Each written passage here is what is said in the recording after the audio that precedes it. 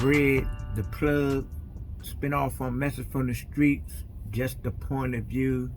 Today's topic, very interesting topic, and is dealing with some things that you may have heard in spiritual schools of thoughts. So I'm going to speak on who are the Watchers, who are the Nephlims, who are the Guardians, who are the reptilians, who are the angels and the demons. So, and I'm going to speak on it and then bring it out of the mysticism perspective. Not saying that there's no mysticism that's dealing with it or dealing with something on the other realms and dimensions and frequencies, but I'm going to bring it right here to the planet Earth on this carnal realm. The Watchers, number one, are us. And it's plain and simple. We watch over our children. Just that simple. We the Watchers. We making the observations around the planet. But our title that's dealing with the Watchers that deal with a biblical perspective or any other perspective is that we watch over our children. And just as the Watchers have done in the ancient texts, a lot of us have abused, misused, exploited the children. And that's got us in the category, in that degree, about operations with the fallen. Going on the Guardians, same old thing. Who are the Guardians? We are the Guardians. We are the guardians of ourselves, our mental fortress, our spiritual strongholds of our heart, the mental fortress of our minds, the spiritual strongholds of our hearts. And we are the guardians of our young people, of our communities. And a lot of us has failed. Why? In this Western society, we have people from all over the planet that has been indoctrinated to the ways and the operation of the Westerners or the colonizers. So our minds have been colonized.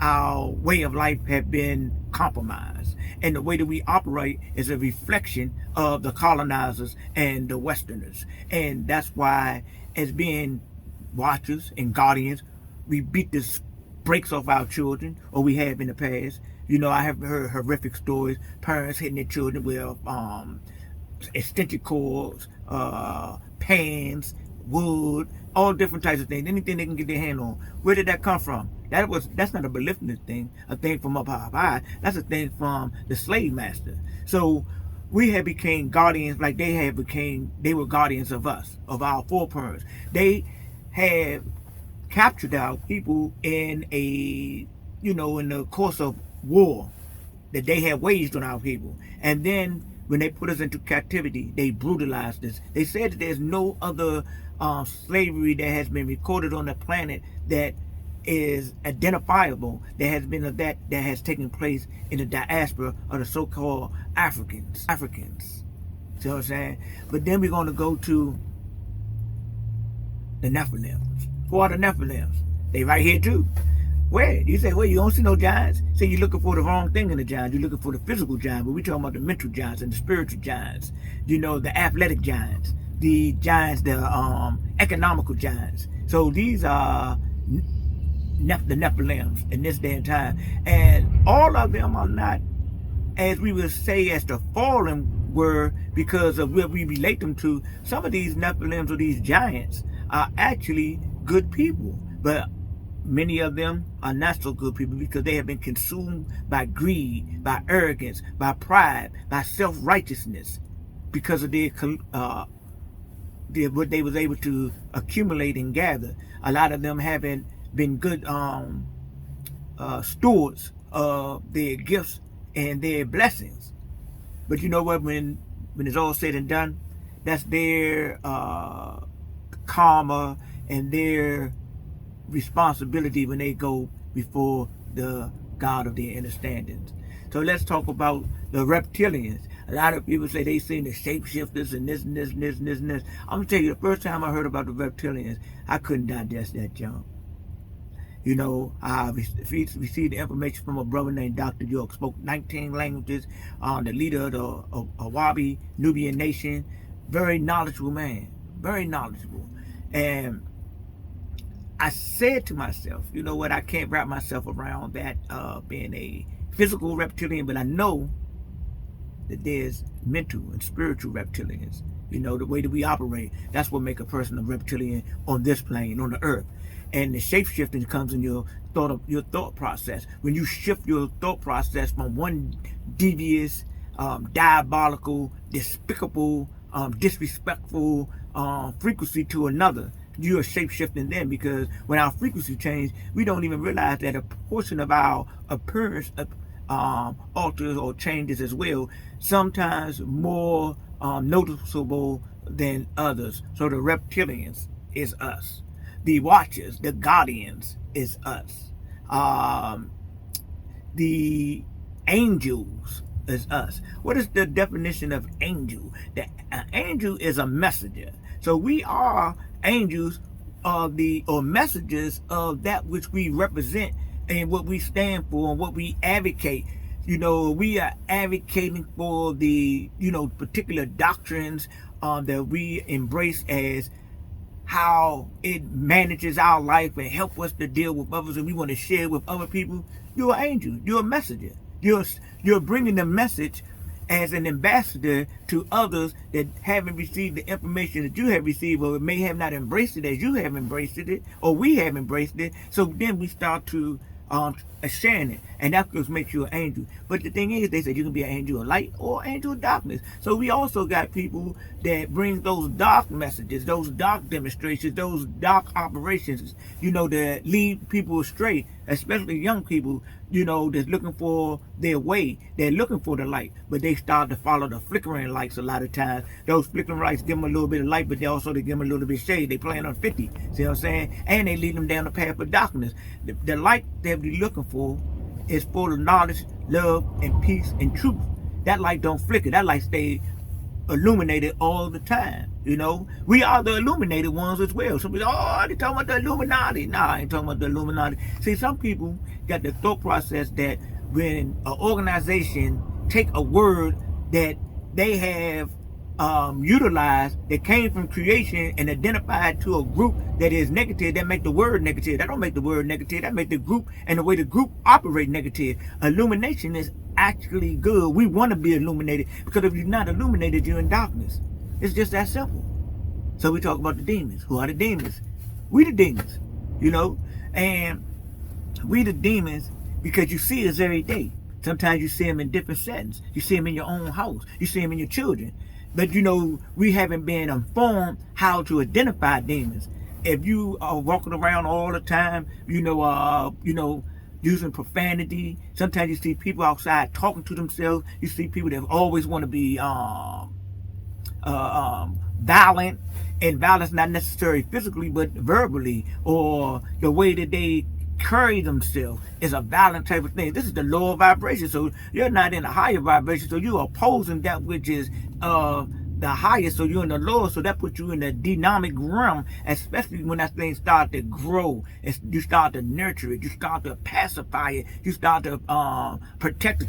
That's just the way I am. That's just the way I am. I always cuss. I always, I'm disrespectful and speak my mind. I don't care if I'm in front of old people, young people, dignitaries, or what. I say what I say, and I say what I mean, and that's what I do. And that's a part of being a agent of a demon, because you're not representing the Most High when you get down like that. The Most High, or the higher frequency, have a level of dignity, integrity, when it's being delivered. The love is with it. So you can tell somebody something from the love frequency and they'll receive it. And you can tell them the same thing and you're telling it to them from a hateful, mean, dynamic perspective, like you're trying to crush them.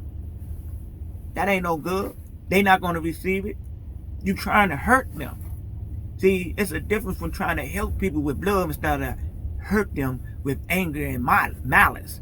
So different types of ways that we operate and that we do things, that was make us guardians, that was make us the watchers, that is what makes us the fallen, the Nephlims, the demons, and the angels.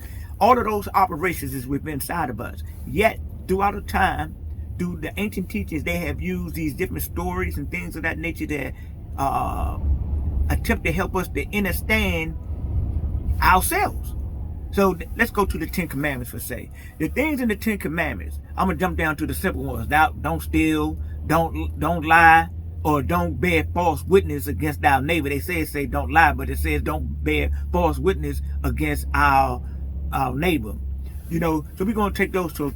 Those two lessons right there in themselves is teaching us to operate from a higher frequency than a lower frequency. Because you steal and you lie, which my father said, if you lie, you steal, they go hand in hand. You're in a low vibration and it brings about turbulence in your life. Let's say the one that I didn't understand, the 10th one, don't covet. I never understood that until I was older. Covets don't want what another person already had, this and this and this and this and this. And what I used to do, my major covenant, I used to covet other men, women, or other people, women. I said, I'm like, damn, I'm gonna get that junk. Wow. But when I got older, I realized I've been coveting all the time these women. Because I didn't have any respect for them or their men. I just wanted what I wanted. I was attracted to them, so I wanted them. So that put me in a low vibration. See what I'm saying? A low operation, and also could have brought to me certain types of turbulence in my life. Dude find out I'm sleeping with this bride or whatever. You might want to see me, want to do something, want to chop my chin, hit my head or something, you know what I'm saying? But that ain't, thankfully that never happened, but it could have happened. But it didn't, because it didn't happen to me, it happened to somebody else though. So people right now pushing up daisies because they cover somebody's woman or they cover somebody's man. Ladies and gentlemen, I'm gonna bring this session to breaking bread, the plug, to a conclusion. And I want you to know that I don't claim to know anything. I'm a student in the university, in the universe, on this slow down frequency that we identified as Earth on the physical plane. I'm a student just like you're a student. I'm learning just like you learning. So I may make mistakes here and there. And if somebody brings some information to me that's can correct my misconception of things, I'm willing to work with it. In certain things, I'm planted like the oak down by the river. I'm not going to change. I believe that the Most High, to me, I am. And that is Yahweh to me. I believe Yahshua. I believe in Jesus. That's me. I follow Jesus. Yeah, I follow Jesus, Yahshua. I follow the Messiah. I follow the teacher of love. Not the one that came down here fighting and killing and battling with people. I even follow different practices from other sets of teachers, but I don't follow them as I will follow Yahshua. If I had to follow anybody, that's who I'm following. That's me. And I don't have no problem with anybody that have another teacher, a guru, or imam, or reverend, or whoever you want to get on the path and follow behind, or take lessons and information from. That's you. At the end of the day, I look at everything, I examine all schools of thoughts and try to come to the best of my understanding. Not because somebody told me in the church, told me in the mosque, told me in the temple, told me in the synagogue, told me, at the schoolhouse, told me in this book or that book or that book. I reason within myself. I pray, I meditate, I think, I converse, I ask questions. And if it makes sense to me, it makes sense to me. And I'm going to be responsible for the choices that I make. All I got to say, ladies and gentlemen, do your homework, praise him, to raise him. I'll be back with another session in another week or so. If you have a topic that you want me to speak on, I will. I think the next time I'm going to tell y'all one of the parables or some of the stories, the spiritual lessons that I have learned that you may have not heard of. Very, very interesting stuff, man. So stay tuned. Subscribe to my page. Put a thumbs up, thumbs down. Most definitely comment if, you have something that can help me out. Each one teach one. Each one reach one. Each one seek one. Once again, praise him to raise him. To the hills I look. Up on high I look. Down in the valleys I look. In the depths of the sea I look.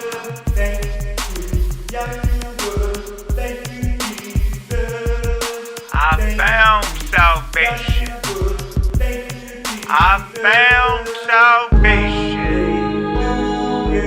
I